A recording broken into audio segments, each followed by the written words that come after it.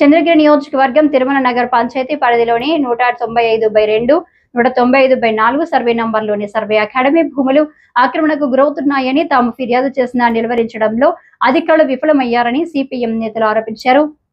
ఈ నేపథ్యంలో పేదలకు ఇళ్ల స్థలాలకి సిపిఎం పార్టీ ఆధ్వర్యంలో ఇళ్ల స్థలాల ఆక్రమణ కార్యక్రమానికి నేతలు పిలుపునిచ్చారు. ఆదివారం నాటి ఉదయం బొమ్మల క్వార్టర్స్ వద్ద ఇళ్ల స్థలాల ఆక్రమణకై ఉదయం 9 గంటల నుంచే పేదలు పెద్ద సంఖ్యలో గుమిగూడారు. తిరుచానూరు సిఐ సునీల్ కుమార్ ఆధ్వర్యంలో పోలీసులు డ్రోన్ కెమెరాలు, హ్యూమన్ బ్యాడ్ కెమెరాలు వినియోగిస్తూ పోలీసు వ్యాన్లతో పెద్ద సంఖ్యలో ఘటనా స్థలానికి చేరుకున్నారు. అలవాటు లేనటువంటి అధికారి నాకు తెలుసు ఆ విషయం. అందుకనే సార్ మాట్లాడిన తర్వాత చెప్దామని చెప్పి నేను ముందుగా విషయాలు చెప్పలేదు. గతంలో కూడా ఆయన పనిచేసినటువంటి అనేక చోట్ల పీపుల్ ఓరియంటేషన్ తో అంటే ప్రజానుకూలమైనటువంటి పద్ధతిలో వ్యవహరించే అతి కొద్ది మంది అధికారుల్లో మన ఆర్డీఓ గారు కూడా ఒక్కరు. ఆయన నేరుగా వచ్చి హామీ ఇవ్వడం పట్ల మనం ధన్యవాదాలు ఈ సందర్భంగా తెలియజేస్తున్నాం. మేము నేరుగా ఏదో ఒక రకంగా ఆడికి పోవాలనేది మాకేం కోరికేం కాదు. ఇది విరమించుకోవడానికి మాకు ఎలాంటి అభ్యంతరము లేదు. రెండవది, సార్ చెప్పినట్టుగా వాళ్ళు అర్హులైనటువంటి వాళ్ళు అనుకోండి, వాళ్ళకు కూడా అన్యాయం చేయమని మనమేం చెప్పడం లేదు. కాకపోతే కొంతమందికి ఇచ్చి కొంతమందికి ఇవ్వకుండా ఈ పద్ధతి వద్దు. ఇస్తే అందరికి ఇవ్వండి. ఏదో ఇవ్వకపోతే అసలు ఆ వెంకటరమణ గారు ఉన్నప్పుడు ఆయన అది ఎట్లా ఇచ్చాడో మాకు అర్థం కావడం. అంత హఠాత్తుగా ఒక 5 మందికో 10 మందికో ఆయన అసలు విచారణ జరపండి. అది నిజమా కాదా అని చెప్పి విచారణ జరపండి.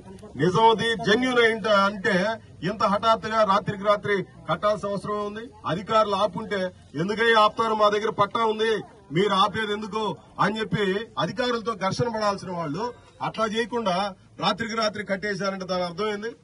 ఆక్రమించుకున్నటువంటి వాళ్ళు మా పార్టీ నాయకులకు ఫోన్ చేసి, అలా మీరు అడ్డుపడబాకండి, మేమేదో చేసుకుంటున్నాము, దయచేసి మీరు కోఆపరేట్ చేయండి అని అడగాలి. ఏ రోజు వాళ్ళు మాకు పట్టా ఉందని చెప్పి చెప్పలా. కాబట్టి నేను ఆర్డీఓ గారికి చేసేది, అది అక్రమమైందైతే మాత్రం కఠిన చర్యలు తీసుకోవాలని చెప్పి నేను ఈ సందర్భంగా మీ అందరి తరఫున రిక్వెస్ట్ చేస్తున్నాను. ఎందుకనంటే ఈ ధోరణి ఇట్లా పెరిగితే ఇదొక పెద్ద ఎత్తున విస్తరించిపోతుంది. ఇది ఏ రకంగానూ ఆగదు. ఇది ఒక చోట మొదలైతే చివరికంట ఇట్లాంటివి సాగుతూనే ఉంటాయి. కాబట్టి దయచేసి అట్లాంటి వాటి పట్ల కఠినంగా వ్యవహరించాలని చెప్పి నేను ఈ సందర్భంగా రిక్వెస్ట్ చేస్తున్నాను. వాళ్ళు కూడా అర్హులు అనుకోండి, ఇవ్వండి, అందరితో పాటు ఇవ్వండి, మాకేం అభ్యంతరం ఉంది.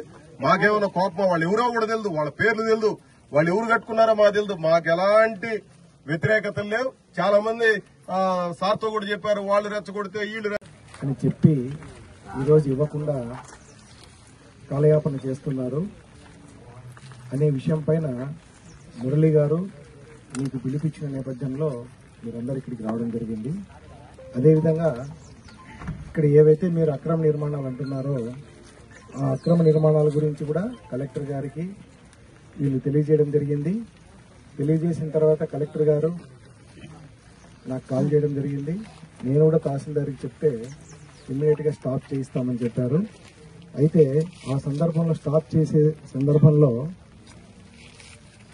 వీళ్ళు అక్కడికి పోయి ఆపితే, మాకు గతంలో తహసీల్దార్ వెంకటరమణ ఉన్నప్పుడు మాకు పట్టాలు ఇచ్చారు సార్, మా దగ్గర పాత పట్టాలు ఉన్నాయి, మేమేం ఆక్రమించట్లేదు, కాబట్టి మాకు పట్టాలు ఇచ్చిన దాంట్లో మేము కట్టుకుంటున్నామని చెప్పడం జరిగిందన్నారు.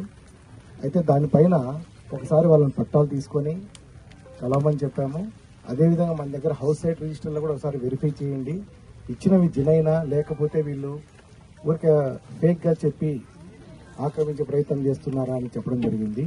అయితే దురదృష్టవశాత్తు కేవలము గడువు ఎక్కువ లేకుండా 2-3 రోజుల్లోనే దాన్ని పూర్తి చేయడం జరిగింది. అయితే ఇమ్మీడియట్ గా నాకు రెండోసారి కంప్లైంట్ వచ్చినప్పుడు మళ్ళీ నేను తహసీల్దార్ని అడగడం జరిగింది, ఇమ్మీడియట్ గా స్టాప్ చేయండి, పార్టీ ఏది అనేది కాదు ఇక్కడ ఇంపార్టెంట్, వాళ్ళు పేదలా కాదా, ఒకవేళ పేదల ఈ గతంలో ఎప్పుడు లబ్ధి పొందలేదు వాళ్ళందరూ కూడా అర్హులు, ఇంటి పట్టాల కంటే ఇస్తాం తప్పనిసరిగా. కానీ ఒక అధికారి ఆపమని చెప్పిన తర్వాత దాన్ని కొనసాగించడం అనేది కరెక్ట్ కాదు. అలా ధిక్కరించి చేస్తే మాత్రం మనం కూడా అలాంటి స్టెప్స్ తీసుకోవాల్సి వస్తుంది. కాబట్టి వీటన్ని స్టాప్ చేయమంటే ఇమ్మీడియట్ గా స్టాప్ చేయడం జరిగింది. ఇదే సందర్భంలో మురళి గారు వేసినటువంటి పాంప్లెట్ నేను చూడడం జరిగింది. ఇమ్మీడియట్ గా మురళి గారికి కాల్ చేశాను, ఏంటంటే ఇది మీరు ఈ విధంగా ఇచ్చారు అంటే, సార్ మీరేమో డబ్బున్న వాళ్ళు ఇల్లు కట్టుకుంటా ఉంటే గమ్మునుంటారు, పేదలు మేము వచ్చి ఆక్రమిస్తాము, మేము ఇళ్ల స్థలాలు తీసుకుంటామంటే మాత్రం మీరు మమ్మల్ని అణచివేసే ప్రయత్నం చేస్తారు, ఇది ఎంతవరకు న్యాయం సార్ అని అడగడం జరిగింది. కరెక్టే, మీరు అడిగిన ప్రశ్న కరెక్టే. కానీ జరిగిన సంఘటన ఇది అని చెప్పాను. తర్వాత మీకు ఏదైతే ఒక అపోహ ఉందో, ఈ సర్వే అకాడమీకి ఇచ్చినటువంటి 41 ఎకరాలు ఆక్రమణకు గురవుతుంది,